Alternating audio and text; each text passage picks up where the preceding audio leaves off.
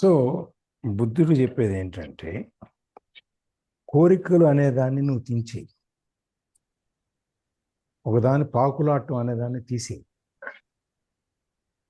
అప్పుడు నువ్వు ఈ బాధలు, ఈ కష్టాలు వీటిలో నుంచి బయటకు వస్తావు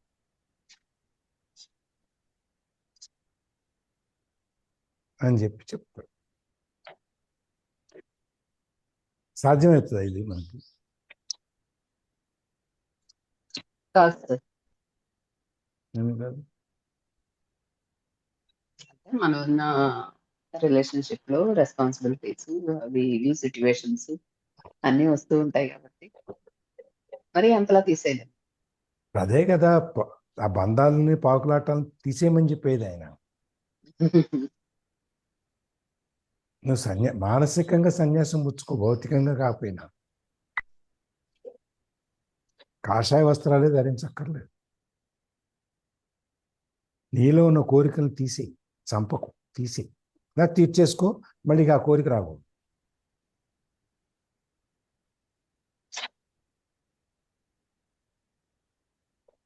మనకి ఒక కోరిక ఉంది, సినిమా చూడాలి, థియేటర్కి వెళ్ళి చూడాలి, వెనకాల కుషన్ సీట్లలో కూర్చొని 300 రూపాయల టికెట్ పెట్టి చూడాలి, ఇదో కోరిక. అది అయిపోయిన తర్వాత మంచి రెస్టారెంట్లో బ్రహ్మాండంగా భోజనం చేసి ఇంటికి కారులో వచ్చేయాలి. తీసేయలేవు మనసులో నుంచి, తీర్చేసుకో, అయిపోయింది. మళ్ళీ రెండోసారి రాదుగా. తీర్చుకోగలిగిన కోరికలు ఉంటే తీర్చేసుకో, తీర్చుకోలేనివి అంటే ద్రాక్షపడి పులను అని చెప్పేసి వెళ్ళిపో.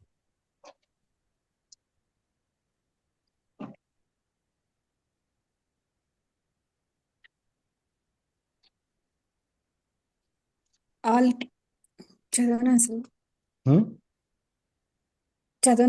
చదువుతారా? సరే చదవండి. ఎవరేం మాట్లాడట్లేదు, ఏం చేద్దాం?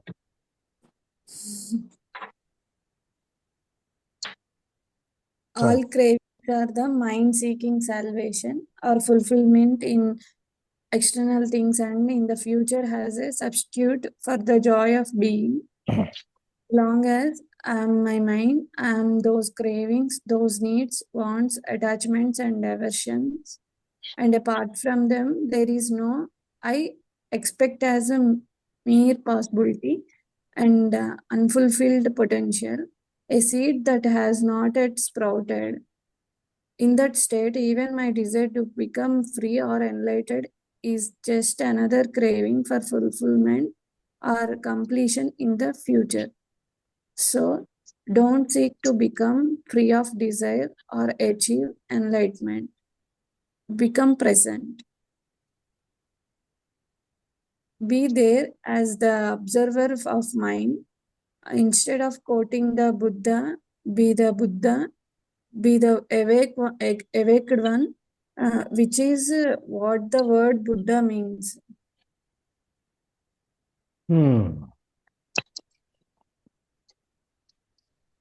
హాయిగా శుభ్రంగా తిన్నామా, పడుకున్నామా, లేచామా, తిన్నామా, పడుకున్నామా.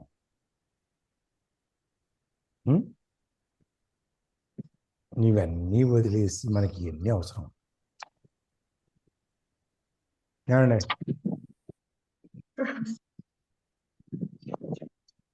చెప్పండి.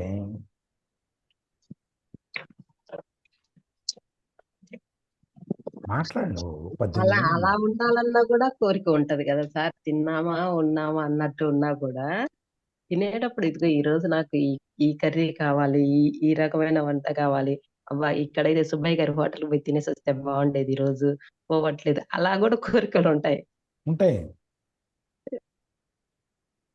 కాకపోతే ఆయన ఏమంటాడంటే కోరికల్ని అసలు రానియకుండా ఆపమంటారు. అలా రానియకుండా ఉండాలి అంటే ఇంకా పూర్తిగా ఏం తిన్నా ఈ దేహంలోకే కదా పంపిస్తున్నాము, నాకెందుకు దీని మీద కోరిక, ఎందుకు ఆ నాలుక మీద రుచి నేను ఎందుకు కోరుకోవాలి, ఏదో మనము ఈ శరీరాన్ని ఉంచాలి కాబట్టి తినాలి అన్న ధ్యాసలోకి వెళ్ళిపోతే ఇంకా మనకు కోరిక ఉండదు. ఉప్పు ఎక్కువైందా తక్కువైందా, కారం ఎక్కువైందా తక్కువైందా అనే సమస్య రాదు. మీరు చెప్పారు కదా సార్, తోటకూర పప్పు బాగుందని ఒక గురువు గారి గురించి మొన్న. అలాగన్నమాట. కంచి పరమాచార్య ఎవరు అయ్యే సార్ మీకు నేమ్స్ మీకు ప్రింటెడ్ ఉంటాయి, మా ఇంట్లో మాకు నేమ్స్ ప్రింటెడ్ ఉండవు సార్, ఎక్స్పీరియన్స్ ఒకటి మాత్రం గుర్తుంటుంది కదా. చాగంటి వారు చెప్పాను, ఏం కాదు. మాకైతే మీరే చెప్పారు కదా సార్, నేను చాగింగ్ వారి దగ్గర వినలేదు ఎప్పుడు, అది గుర్తులేదు, నేను వినలేదు కాబట్టి. సో ఇవన్నీ ఏంటంటే ఆయన చెప్పేది, అందుకని all cravings are the mind seeking salvation or fulfilment in external things and in the future as a substitute for the joy of the. ఈ పాకులాట్లు ఏవైతే ఉన్నాయో, మన పాకులాటం అనేది ఏవైతే ఉన్నాయో అవన్నీ మైండ్ సీకింగ్ సాల్వేషన్స్. ఈ మనసు అనేది లాగుతూ ఉంటుంది. బయట వస్తువుల మీద మనం దాన్ని ఫుల్ఫిల్మెంట్ పూర్తి చేసుకోవటం. అట్లాగే ఫ్యూచర్లో ఇది భవిష్యత్తులో మనం ఈ జాయ్ ఆఫ్ బీయింగ్, నేనుగా ఉన్నాను బట్టి ఈ ఆనందానికి ఇవన్నీ సబ్స్టిట్యూట్ అయిపోతాయి, దాన్ని తీసేస్తుంటాయి అన్నమాట.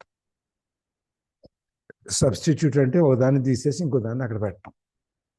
ఈ క్రేవింగ్స్ అవన్నీ మనకు లోపల ఉన్నటువంటి ఆనందం, సంతోషం ఏదైతే ఉందో దాన్ని తీసేసి ఇవన్నీ పెడతా ఉంటాయి. బయట నుంచి వచ్చేటువంటి స్వల్పకాలికమైనటువంటి ఆనందాలని, ఆ సంతోషాలని తీసుకొచ్చి అక్కడ పెడతా ఉంటాయి.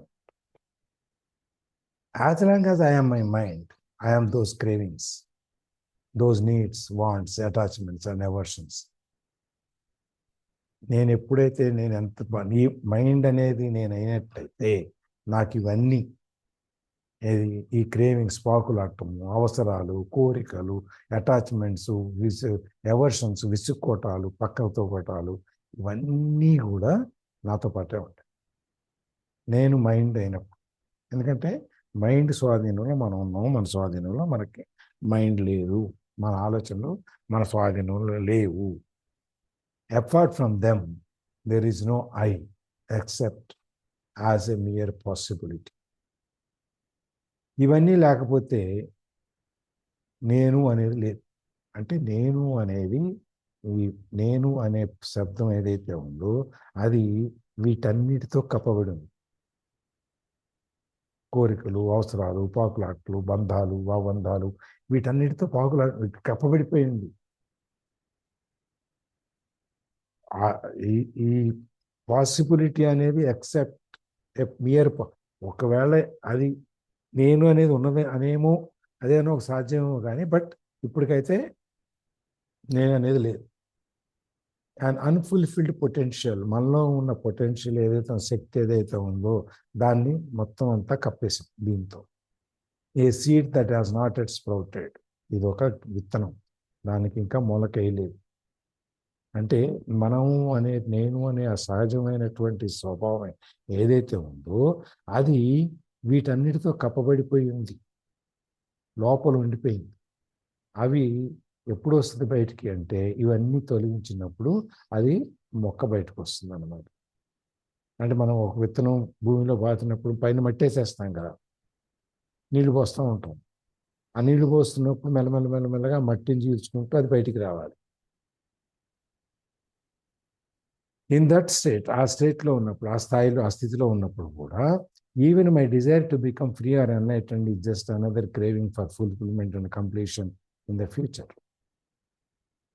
ఆ స్థితిలో కూడా, ఇన్నిటితో కప్పబడిన స్థితిలో కూడా నేను వీటన్నిటి నుంచి విడిపడాలి, నాకు ఈ జ్ఞానోదయం రావాలి, నేను జ్ఞానాన్ని పెంచుకోవాలి నా మనసులో నుంచి అనేది ఇంకొక పాకులాట. నా భవిష్యత్తుని నేను ఈ విధంగా ఏ పేటికి లొంగిపోకుండా నా భవిష్యత్తులో నేను ఇలా ఉండాలి, జ్ఞానోదయంతో నేను ఎటువంటి పాకులాట్లు లేకుండా ఉండాలి అనేది కూడా, భవిష్యత్తులో ఇలా ఉండాలి అనేది కూడా కోరిక అన్నమాట. అది కూడా పాకులాటమే.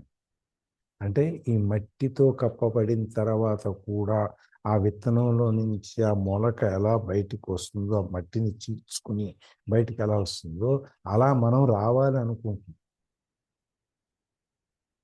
So don't seek to become free of desire or achieve enlightenment. అందుకని నువ్వు ఈ కోరికల్ని తీసేయటము, దాంట్లోంచి బయటికి రావటము, లేకపోతే ఈ జ్ఞానోదయాన్ని సాధించటము అంటే మళ్ళీ మనం కూడా వెళ్ళి రావి చెట్టు కింద మర్రి చెట్టు కింద కూర్చుని బుద్ధుడిలాగా ఇది సంపాదించాలి మనం జ్ఞానాన్ని అని చెప్పి అనుకోవటము, ఇవన్నిటి నుంచి బయటకు వచ్చాయి. అవన్నీ కావాలని కోరుకో. Be there as an observer of the mind. ఈ మైండ్ని నువ్వు వాచ్ చేస్తూ చూస్తూ ఉండు, అబ్జర్వ్ చేస్తూ ఉండు. నువ్వు మైండ్లో భాగం అవ్వద్దు. మనం చెప్పుకున్నాం, రోడ్డు మీద నది దగ్గర కూర్చొని ఒడ్డు మీద నీళ్లు పారుతూ ఉంటాయి. కాసేపు మొదట్లో ఆ నీళ్ళు ఎట్లా పారుతున్నాయో అలా ఆలోచిస్తూ ఉంటాం. తర్వాత మెల్లగా మన చూపు నీళ్ళ మీద ఉంటుంది, మన ఆలోచనలు ఎక్కడికి వెళ్ళిపోతాయి. దాని తర్వాత మన ఆలోచనలు చూపు నిశ్చలంగా తయారై, అదే ట్రాఫిక్లో జరుగుతూ ఉంటుంది. మన రోడ్డు మీద ఒక చెట్టు కింద ఎక్కడ చెట్టు కానుకొని కూర్చొని ట్రాఫిక్ని అలా చూస్తూ ఉంటాం అనుకోండి. కొద్ది క్షణాల ముందు ఎన్ని కార్లు వెళ్తున్నారో చూస్తూ ఉంటాం, ఎట్లాంటి కార్లు వెళ్తున్నారో చూస్తాం, ఎవరెవరు ఎట్లా డ్రైవ్ చేస్తున్నారో చూస్తుంటాం. తర్వాత మెల్లగా అవన్నీ పక్కకి వెళ్ళిపోతాయి, అవన్నీ మనకు పట్టం. అందుకని be there as an observer of the mind. సాక్షిభూతంగా ఉండు, నువ్వు దాంట్లో భాగం కావద్దు. Instead of quoting the Buddha, be the Buddha. బుద్ధుడు అలా చెప్పాడు ఇలా చెప్పాడు అని చెప్పి నువ్వు బుద్ధుడి గురించి చెప్పే బదులు నువ్వే బుద్ధుడిగా మారిపో.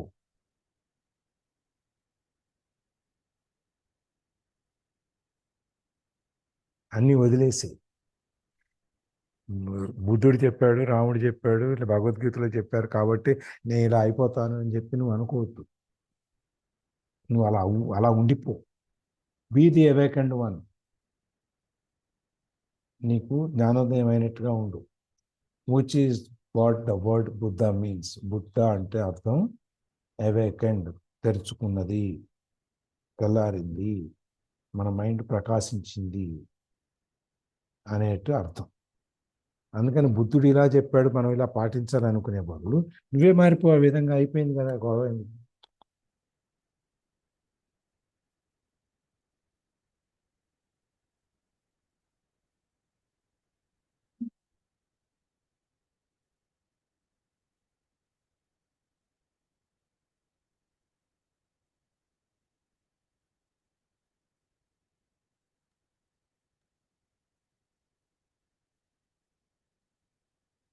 హాయ్ జై శ్రీరామ్ సార్.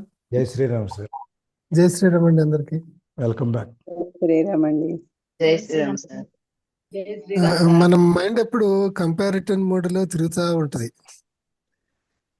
అది ఎస్పెషల్ గా లాస్ట్ 20 years నుంచి బాగా పెరిగింది. ఎందుకంటే మనకి మాధ్యమాలు ఎక్కువ అయిపోయినాయి. ఇదివరకటి అంటే మన మహా అయితే మన చుట్టూ మన ఇంటి పక్క వాళ్ళు లేకపోతే మన సర్కిల్ చాలా తక్కువగా ఉండేది.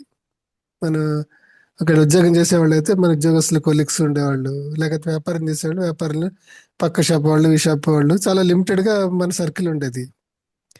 ఈ 21st century నుంచి లాస్ట్ 20-25 years నుంచి సో ఇన్నోవేషన్ వల్ల లేకపోతే అభివృద్ధి వల్ల మన మన లైఫ్ స్టైల్ చేంజ్ అయింది. లైఫ్ స్టైల్ చేంజ్ అంటే మన కాంటాక్ట్స్ పెరిగినాయి.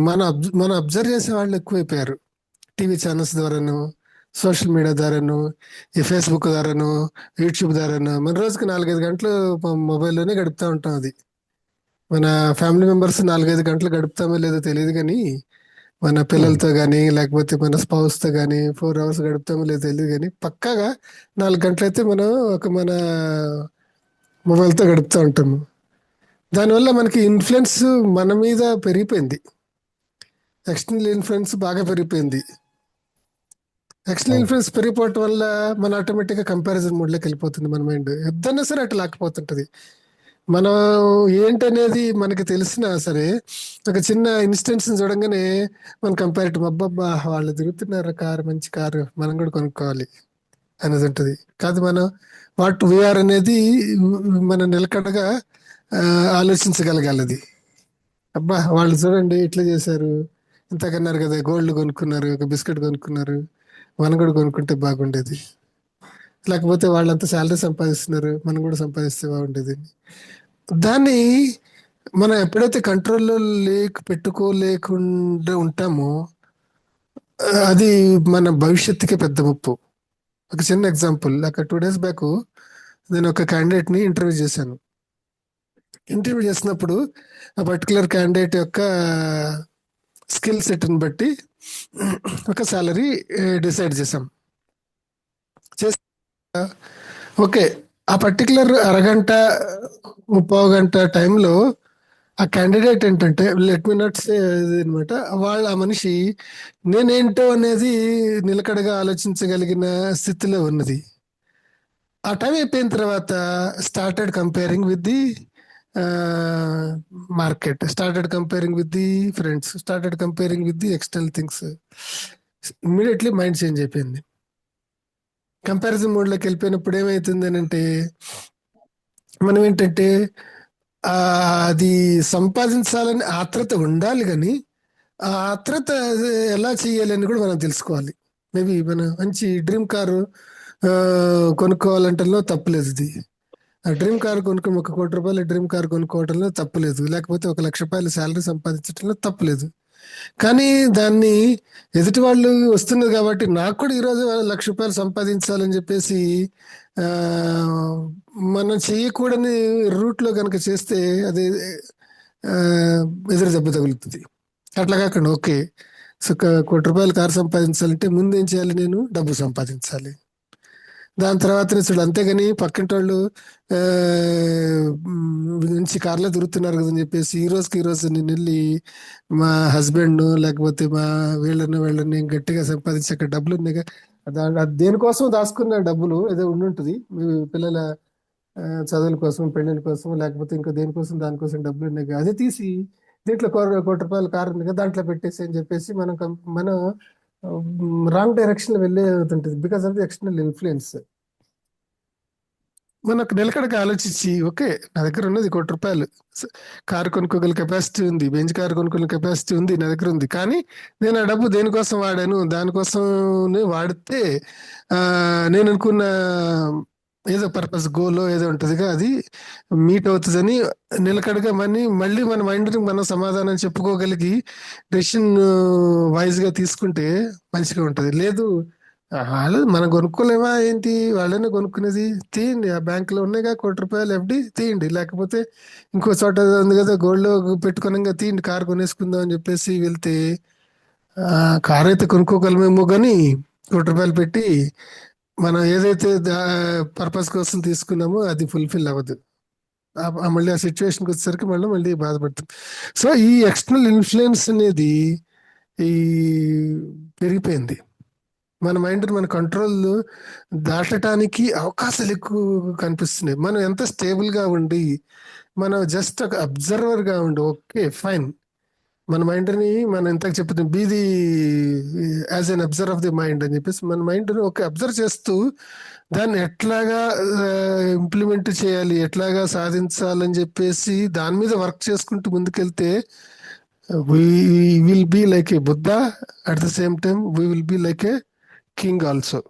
కింగ్ ఇన్ దిస్ మన కింగ్ అని అంటే మనకు కావాల్సింది మనం పొందినప్పుడు నా ఉద్దేశంలో కింగ్ అని అన్నమాట.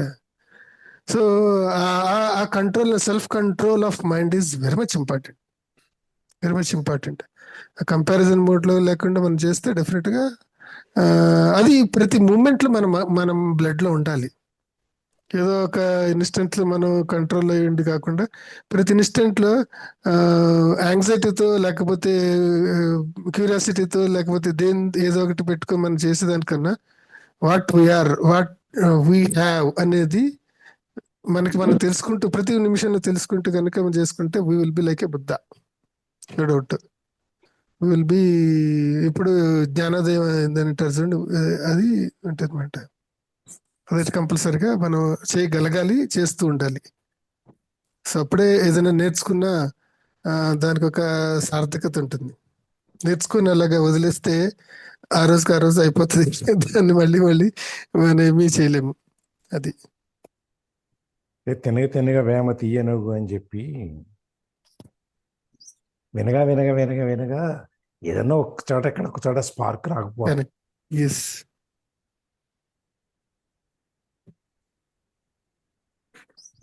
మోహన్ సార్ గారు చెప్తుంటే సార్ షేరింగ్ ఏం కాదు కానీ ఇది వరకు పెళ్లి అంటే సార్ మనకు తెలిసిన వాళ్ళైనా తెలియని వాళ్ళైనా వీధి వాళ్ళైనా మాకు పల్లెటూర్లు కాబట్టి ఊర్లో ఒక పెళ్లి అవుతుందంటే అబ్బాయి పెళ్లి మనకి ఇన్వైట్ చేసినా చేయకపోయినా దూరాన్ని చిన్న పిల్లలు అప్పుడైతే ఓ పెళ్లి పెళ్లి పెళ్లి అని దూరం నుంచి ఎంజాయ్ చేయడం.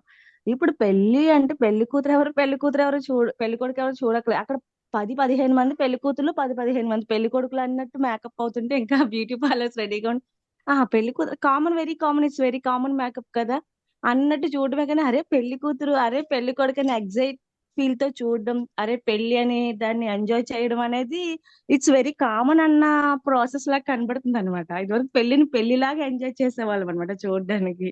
పెళ్లి భోజనాలు కూడా ఎంజాయ్ చేసేవాళ్ళం. ఇప్పుడు విందు మన ఇంట్లోనే విందు పాస్ అందరూ ప్రతిరోజు ఉంటుంటే రోజు రోజు పండగలాగా ఉంటుంది అందరికీ సార్. Thank you sir. ఇంకెవరన్నా షేరింగ్?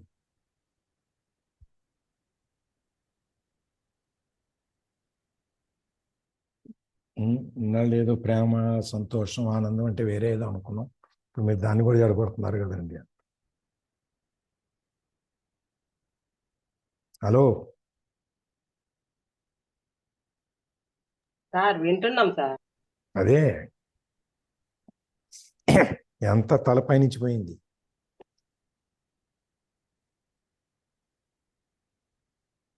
సావిత్రి గారి క్లాసులో చెప్తుంటే కుర్రాళ్ళందరూ తలపై నుంచి పోయినట్టు. సావిత్రి గారు సార్ బుద్ధుడి క్లాస్ చెప్తా ఉంటే పిల్లలు ఇంత మాయ ప్రపంచం ఉందా అని చెప్పేసి ఆలోచిస్తా ఉంటారు అనమాట. ఎన్ని రకాల క్వశ్చన్స్ పడతాయో బుద్ధుడి లెసన్ చెప్తే. ఈ సమస్తమంతా మాయ ప్రపంచం అంటాడు. ఈ సమస్తం మాయా అని చెప్పేసి మనకి విష్ణుమూర్తి కూడా వరాహ పురాణంలో కూడా చెప్తున్నారు. ఈ మాయను సృష్టించేది లక్ష్మీదేవి అంట సార్. ఆమె యొక్క ఆ మాయలో నుంచి మనం బయటపడి ఆ విష్ణుమూర్తిని మనము తలుచుకోగలగాలంట. ఆ మాయలో నుంచి మనం బయట పడలేక ఉండిపోతున్నామంట. అవును, లక్ష్మీదేవి మీకు డబ్బులన్నీ ఇచ్చి మీకు అన్ని అట్రాక్షన్లన్నీ చూపిస్తూ ఉంటారు కదా. ఆమె నుంచి మనం బయట పడగలగాలంట, ఆ మాయలో నుంచి.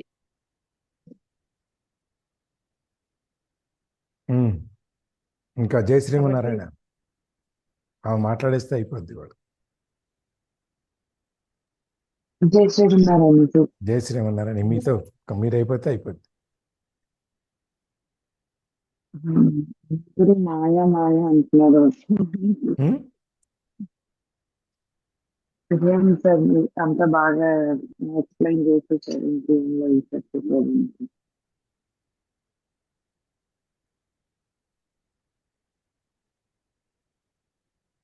చెప్పలేదు. రేపు వేణి మేడం రేపు ఏమైనా మీకు అవుతుందా? కొంచెం మైక్ దగ్గర వెళ్ళండి పెట్టుకోమా. తీసుకుంటూ. వేణి మ్యామ్ హలో వినపట్లేదు. వినపడట్లేదు.